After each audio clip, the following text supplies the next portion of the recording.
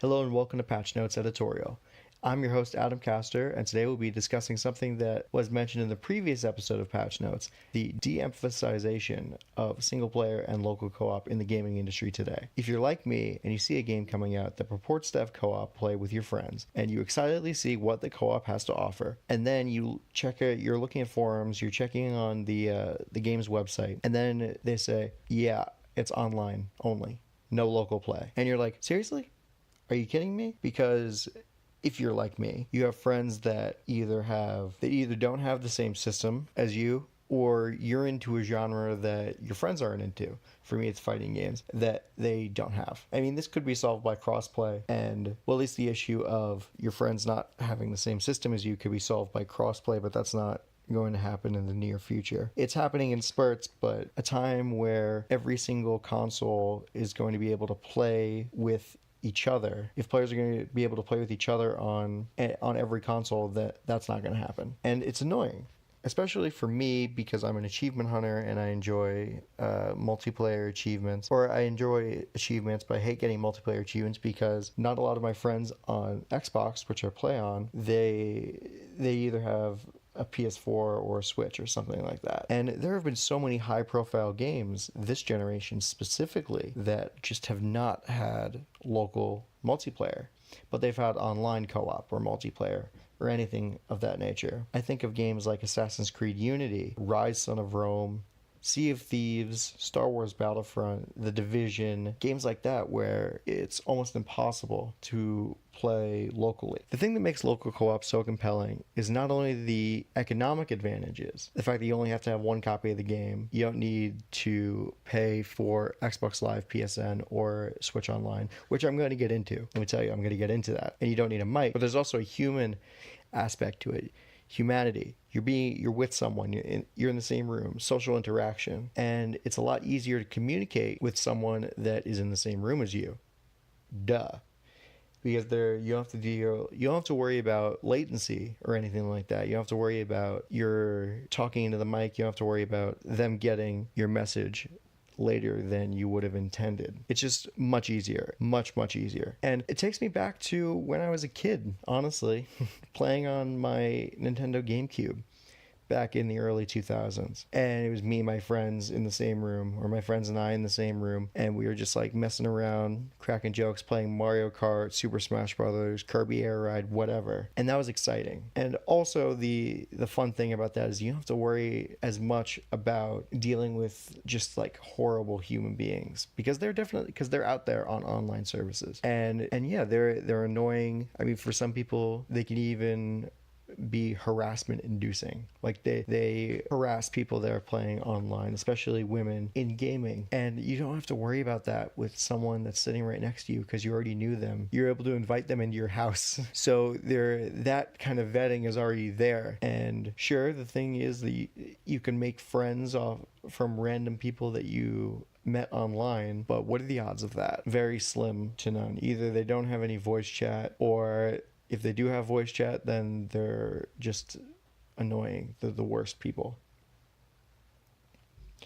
And there is a problem with online-only games.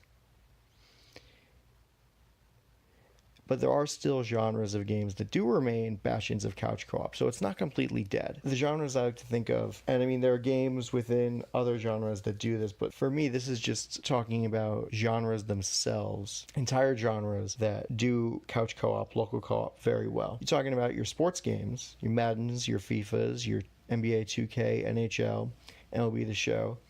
Your fighting games like Street Fighter, Mortal Kombat, BlazBlue, Guilty Gear, and Dragon Ball FighterZ. And also first-person shooters like Call of Duty, Battlefield, Halo. Yeah, they do. They all strike a balance. They have both. They don't just pick a side, basically, and alienate the portion of people as like, well, I really don't have that. I either don't have that good of an online connection, or I don't want to pony up $60 or $20. I want to pony up $60 for an online service that I'm only really going to use like a few times a year, maybe. And speaking on that point, the kicker, and I did just talk about it. So the thing about all of these games is that Xbox Live, PSN, Switch Online. I mean, you can have that. You can connect to the internet. You can download games, watch movies, that TV shows, whatever. You can do that all for free. But if you want to play online, you have to subscribe to either PSN Plus, Xbox Live Gold, or whatever Switch Online's thing is going to be. Their premium service. You have to pay money. Is the gist of this? You have to pay money to have access to online multiplayer, and that's nuts. And listen, I'm not going to go into any conspiracy theories about how this could be like collusion or something, because it's not. It's not collusion,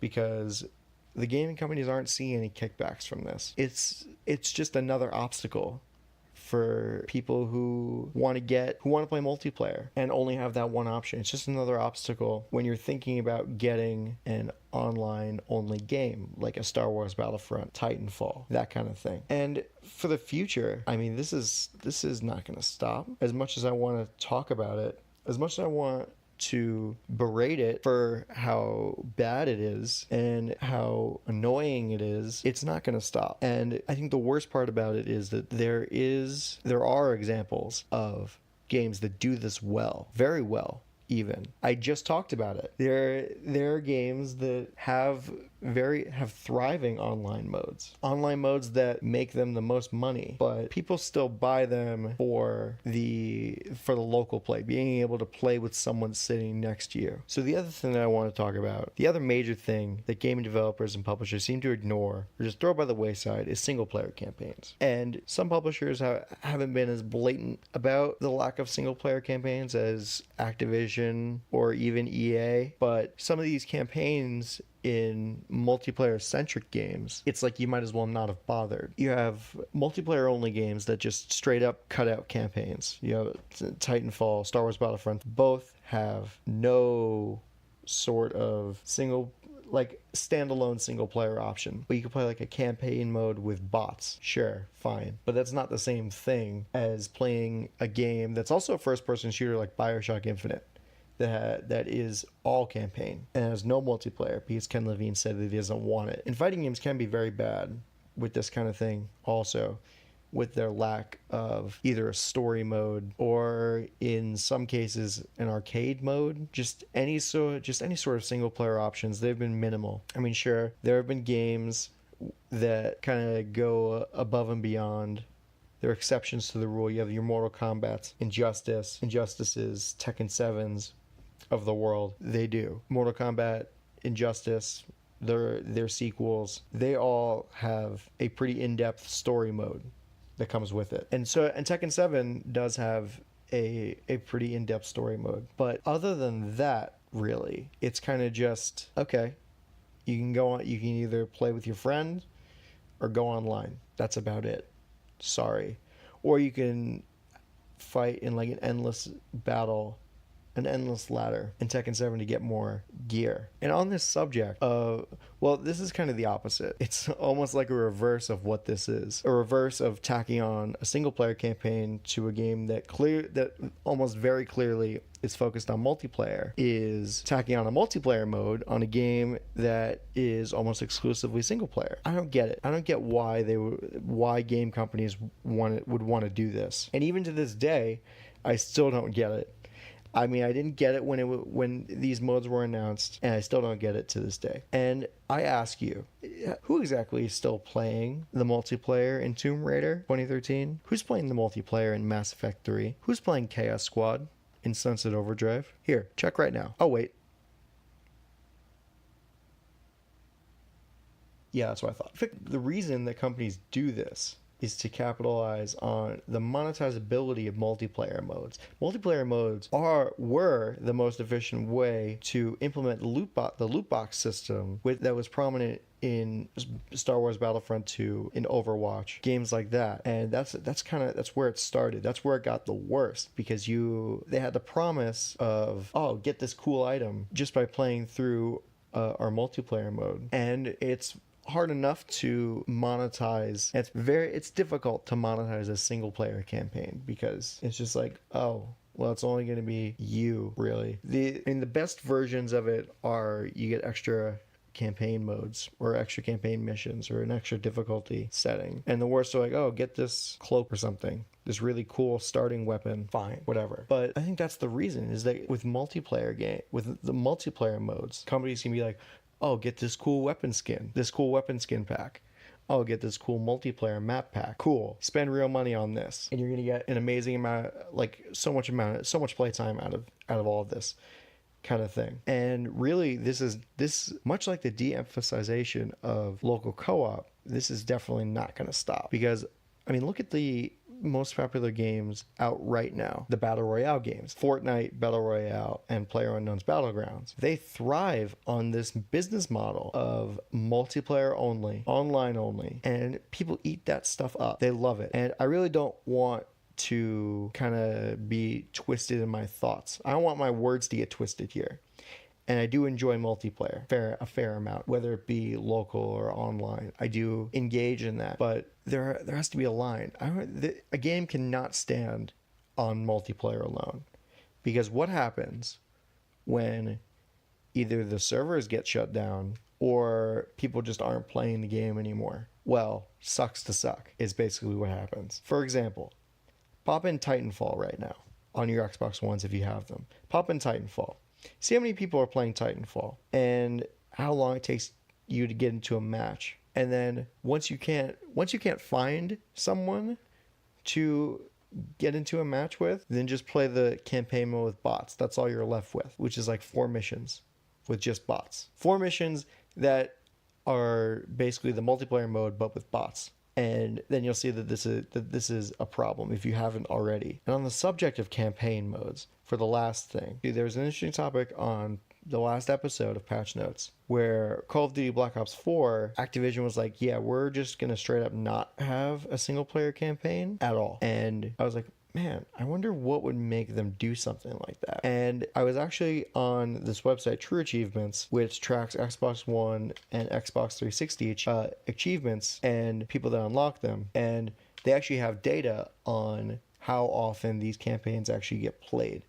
And it's not just for the Call of Duty games. They also have data for Gears of War, the Halo games of that nature. So it's an interesting chart. I would definitely recommend checking it out. And so the metric that they used to measure how often people are, or how many people are playing the campaign, or how often or how long they're playing the campaign, is average story participation, which is the average percentage of storyline-based achievements unlocked by gamers who have already started playing. So for Call of Duty, the franchise as a whole, the lowest percentage of average story participation was Black Ops 3 at 4.14%. And that game only came out 3 years ago. So maybe that's what they were thinking. Like, oh, well, people didn't play Black Ops 3, or they didn't play their Black Ops 3's campaign. So I guess we're just not going to have it for the sequel. And the highest out of the Call of Duty franchise was Call of Duty 3 at 35.91%. So even though Black Ops 3 had the lowest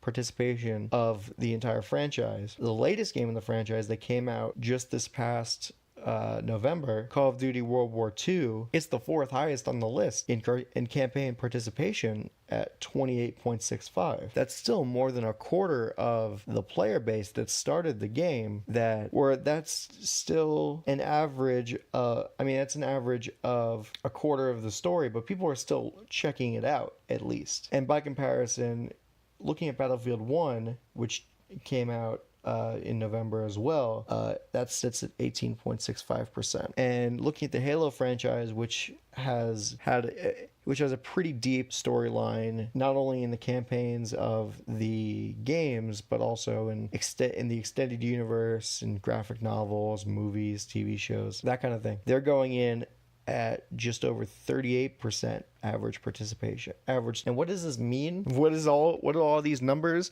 all of this data, what does it mean? It means that people are still playing single player campaigns. I mean, maybe they're not playing campaigns completely, but they're still diving into it. And we don't know per se how many people played these games to completion, the entire campaign, because there wasn't a stat on that. But it shows that people are still there. People are still touching the modes. Like, it's not that no one was playing the campaign. Honestly, this kind of thing, and this is kind of the last thing I'm going to touch on, this reeks of self-fulfilling prophecy, because most of these campaigns really aren't that great, and they aren't talked about as much. At least they're not put in as high regard as the multiplayer, for obvious reasons, because that's clearly where these companies are putting most of their time into. And especially with esports, can you blame them? Esports, DLC, all that, can you blame them for putting most of their time into the multiplayer modes? But these campaigns really just are not great, and I feel like that's a contributing factor in why you see Black Ops 3 having a participation rate of 4.14.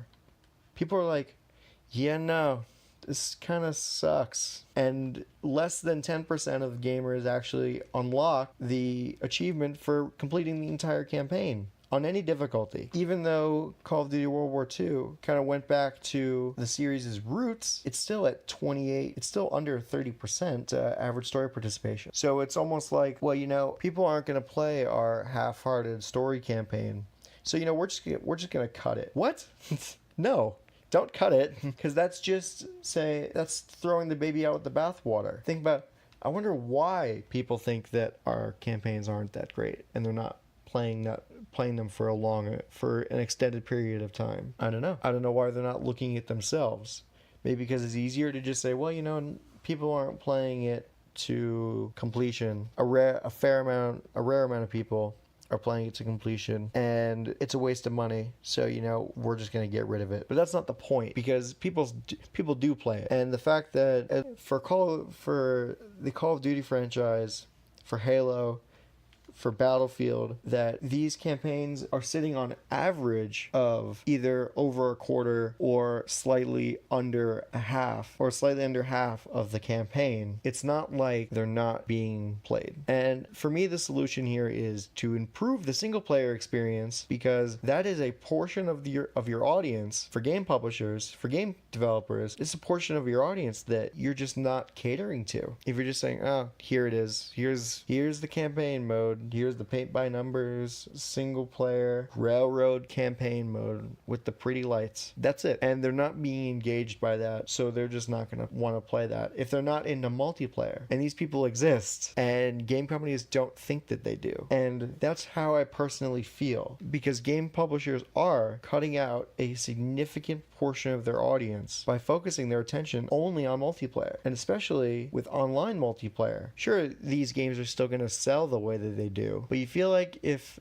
they had a better single player experience, you think they would sell just a bit better for people that are like, you know what, maybe I will give these games a try, and maybe I will warm up to the multiplayer. So those are my main thoughts on this topic of local play and single player in modern gaming, because I feel like it's going extinct. It's not going to exist after a certain console generation. I mean, sure, you have genres that still do this kind of thing. You have your Street Fighters, Call of Duty still has pretty good local play. Halo still has pretty good local play. Your Lego games already also have great local play. It's just that those genres, those games might not be enough to keep the whole concept afloat. And more companies are going to try and force the issue of just being like, you know what, why bother having a campaign mode?